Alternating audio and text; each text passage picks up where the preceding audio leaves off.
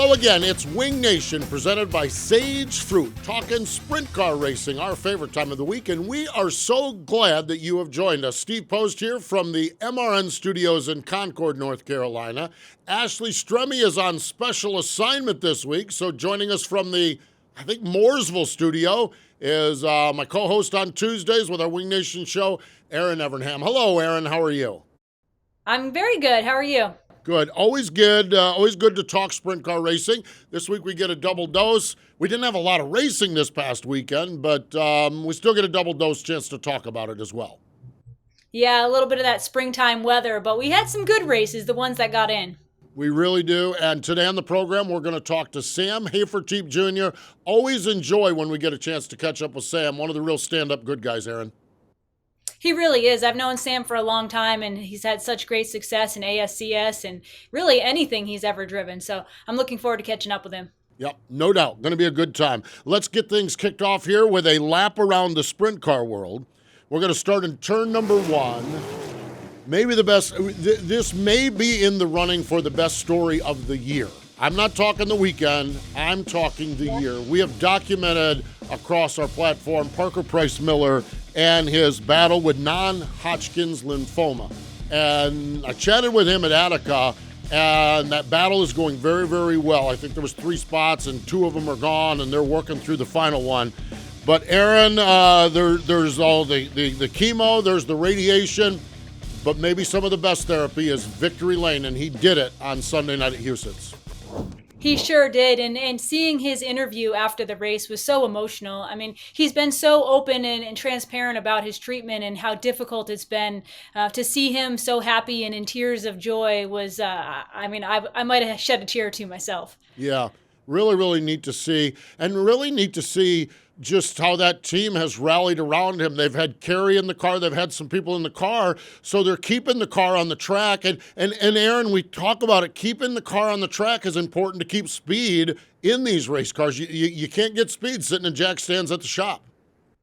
It really is. It's so important for that crew and that whole team to be at the racetrack, to know what's changing, to make their notes. So you're right. Even though he can't always be behind the wheel, it's so important for them to continue racing full time. Really, truly is. That's turn number 1, Parker Price Miller. Turn number 2, we referenced the rain and the bad weather. And as the end of last week started to unfold, Eldora was canceled. Pennsylvania was canceled. This one was canceled. That one was canceled. Where races get canceled, some make out pretty good. Erin, they had a whopping 43-car field out at Knoxville for a weekly Saturday night show. Knoxville did all right with the rain out this past weekend. Yeah, they sure they gained from other people's losses, and it was such a great race. I know we're going to talk to Sam in a few minutes, but I felt like the track was nice and wide. It was really racy. They put on a great show. Yeah, they really, truly did.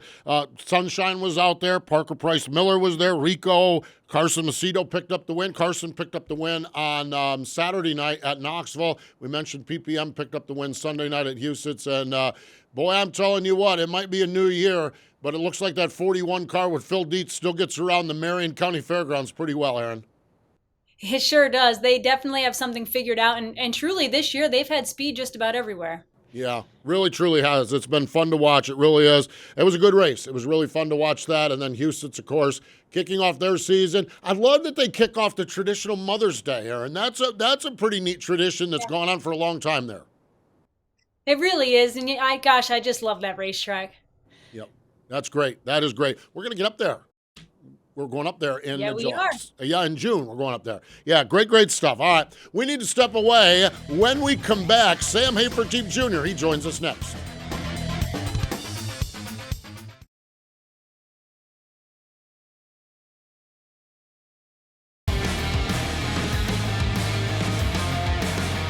Welcome back. It is Wing Nation presented by Sage Fruit. We absolutely love when we get a chance to talk to our guest who joins us via the Hercules Tire Hotline, multi-time champion in the Lucas Oil ASCS National Tour, and now doing a lot of 410 racing. Sam Hafertepe Jr. joins us. Hello, Sam. Welcome back to Wing Nation. Well, I appreciate y'all guys having me on. It's always a good time on the show for sure. Always good to catch up with you. And I was just watching the races this week, watching Knoxville, and boy, I'm telling you what, you had some good speed in the early in the night, and even at the end of the race. You got to feel pretty good about speed at Knoxville that you had on Saturday night, Sam. Yeah, usually like if we would have started in that position a year ago, we probably would have ran 10th in that field of cars, even starting on the pole. So we've made leaps and bounds from where we were last year. We raced at Knoxville last week too. So we had a little bit of notes that we grabbed from last week and just try to get a little bit better than we were, and it seemed like we did. We had parts of the race where we were really good and parts of the race where we were mediocre, and then seemed like at the end we kind of came back on. So I'm proud of the gains that we've made, and anytime you run second to the 41 car, which is probably one of the best cars in the country right now, you're doing all right. So we'll keep on clipping away and see if we can't bridge that gap.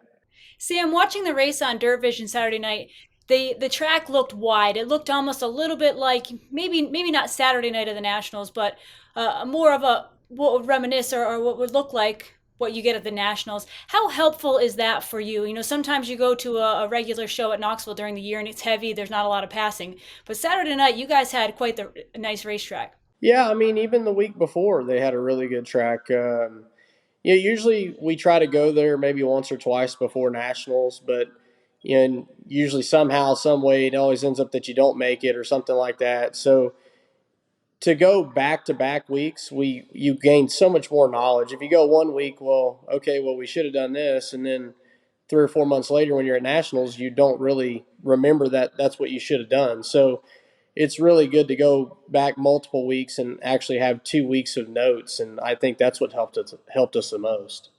Is that kind of one of the benefits of the true outlaw schedule that you kind of have put together? You're going to run a lot of World of Outlaw races. We understand that, but it's kind of the beauty of it. You can do things like get to Knoxville a few times before the Nationals.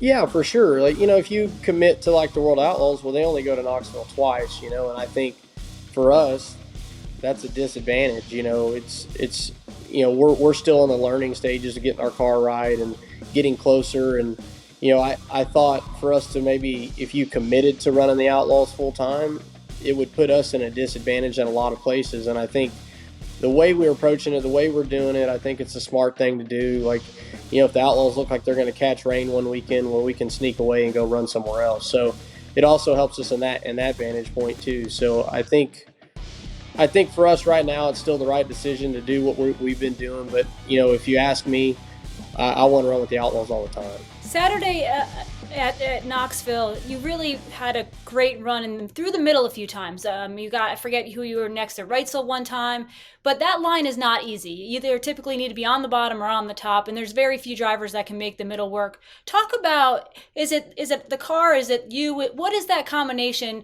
to make the middle work like so few people can do? That's probably to have the versatility of being able to do that. It's obviously it's not the fastest line, but when you can peel off one lap and you get put in a bad position and your car will go across the middle, it makes your job a lot easier. Like when you're just dominant or predominantly have to run the top or the bottom. Well, if both lines are plugged up, or a guy like Macedo snuck in on Henderson there. Henderson had a pretty good car, so it didn't totally screw his race up because he could still slide across the middle and hit the top.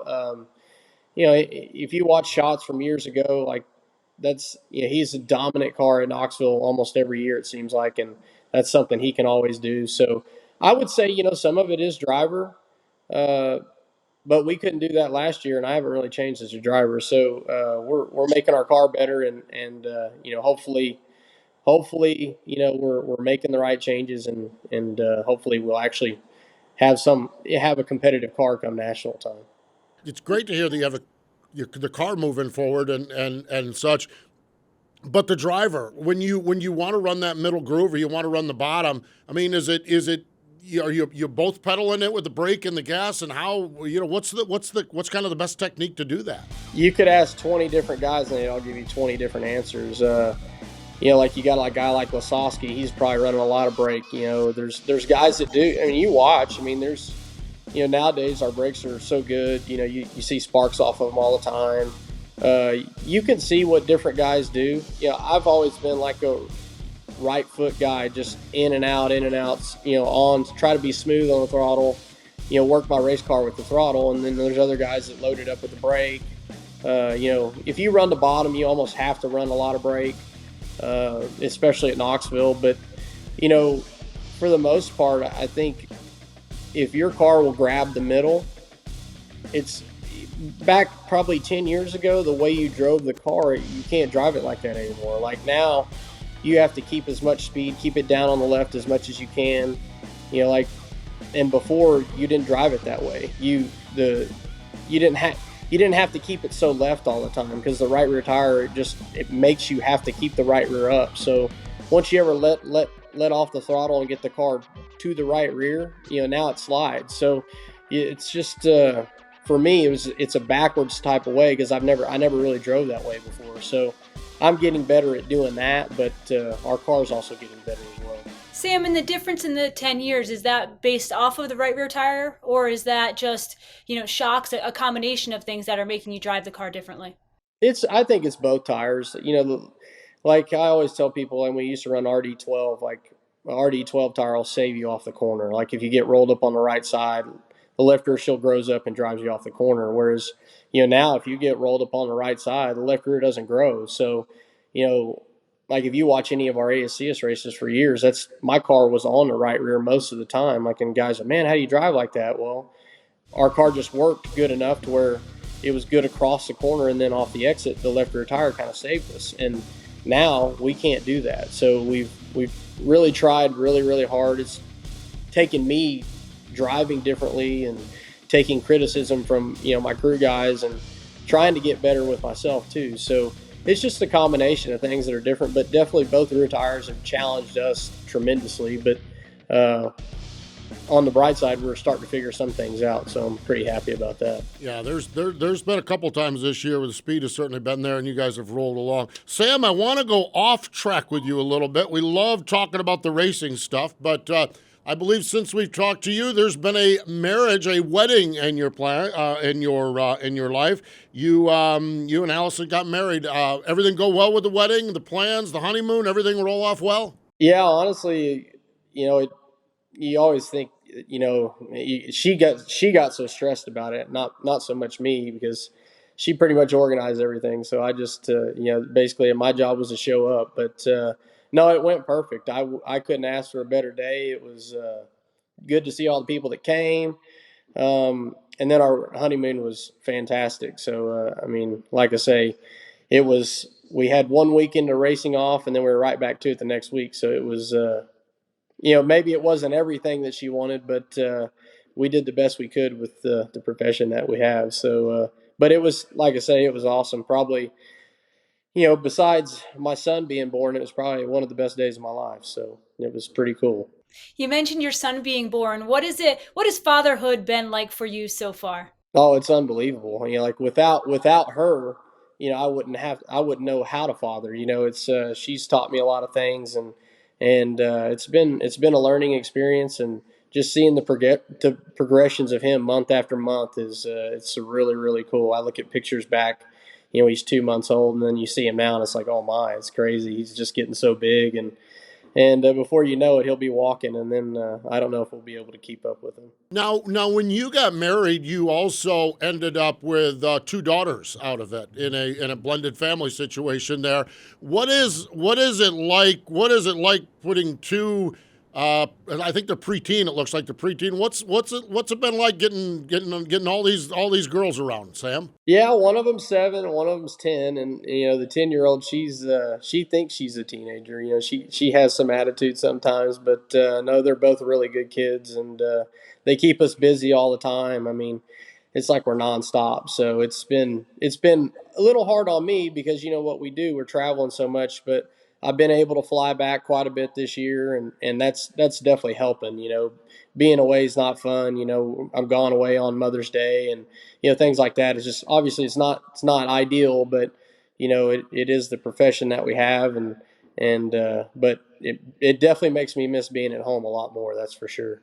Sam, when you do get the chance to go home, what are some things that you like to do with the family, or you like to do off track in general?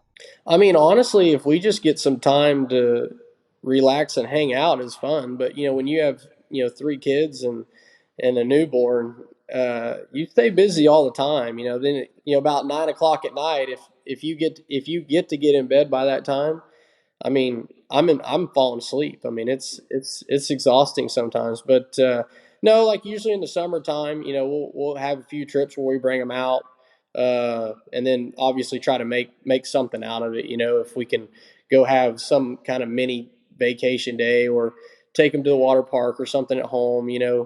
We try to always do something with them no matter what, even though our lives are really busy doing what we do, but we always try to make some kind of fun for them. So it's definitely hard to juggle it all, but we're doing it. So but it is fun though, for sure. That is really, really neat. Now I saw, and I was snooping on your wife's Facebook page, so I'll just fess right up. I was snooping around on that, but I see a lot of times she's posting stuff about the T-shirts and pictures or racing and stuff like that.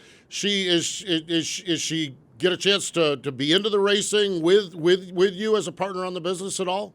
She's actually done really well. Like I've always really not been very good at promoting my t-shirts or promoting a lot of things. I've always been so focused on race car stuff. So she's actually kind of got more involved and we're starting our online website. We online t-shirt for online t-shirt sales and merchandise sales, but she's taken control of all that. I don't have anything to do with it, maybe a little input here or there, but it's good that she's doing that, and she's been involved pretty much in everything, so it's definitely helping me out tremendously. That's for sure. Sam, you mentioned that you went on an awesome honeymoon. Where'd you go? Somewhere really nice? Riviera Maya, just south of Cancun, is a resort called Valentine. It was really nice, really nice. I mean, I told her when after we left, I said, because I never go on vacation like that. So I said, man, I said we need to do this twice a year. It's always racing all the time, and now you have family and everything else, and then you start seeing all the things you've been missing all these years. So I told her, I said we're definitely going to start doing that more often. When you go somewhere like that, are you a snorkeler? Are you a swimmer? You're a hand glider? You're a drinker? What were some of the fun things you did down there? Now you wake up in the morning and you go right out to the beach, and they open the bar at like 9 or 10, and you start drinking, and then you go to the pool about noon, and then stay out there at about 4, and then they've got like some shows at night and stuff. It's all inclusive type deal. So we do like the nightlife, go to the shows, and then shoot, by waking up that early in the morning and be drinking all day, by about 9 or 10 we're ready to go to bed, and then start all over and do the same thing all over the next day. Sam, you talk about, realizing the things that maybe we've missed out on being racers for so many years. How has it been? You're married, you're realizing vacations are really fun. How hard is it, or has it been an adjustment to try to balance that? Honestly, with the guys I have, they've been doing such a good job that it's taken a lot of weight off my shoulders, and they've actually really handled it very well. I mean, I couldn't ask to be in a better situation than I am right now. They take up the slack, and basically all I do is touch shocks. So I mean, they're on it pretty good, and it makes my job a lot easier. It makes it easier for me to be at home with my family too. So that's a bit very, very crucial to have the right guys. We've searched for them for a long time, and I feel like now we've actually got a really good core group, and I think it's what's made our success even better too. Everybody recognizing their job, and being able to do their job, and me not trying to micromanage everybody. It's been really, really good. The balance. You and I talked at Screven about finding the right people, finding the right guys to travel around, and glad you found that, and I'm glad you found it off the track with your wife and your family as well. Sam, it is always a pleasure to chat with you. We appreciate your time, and thanks for joining us, and continued success here in the 2022 season. Yes, sir. I appreciate both y'all having us on, and like I say, I'm always happy to get on the show, because that means I'm probably doing something all right. You usually are doing something all right, that's for sure. That is Sam Hafertepe joining us on the Hercules Tire Hotline. Stay with us. More Wing Nation is coming up in just a moment.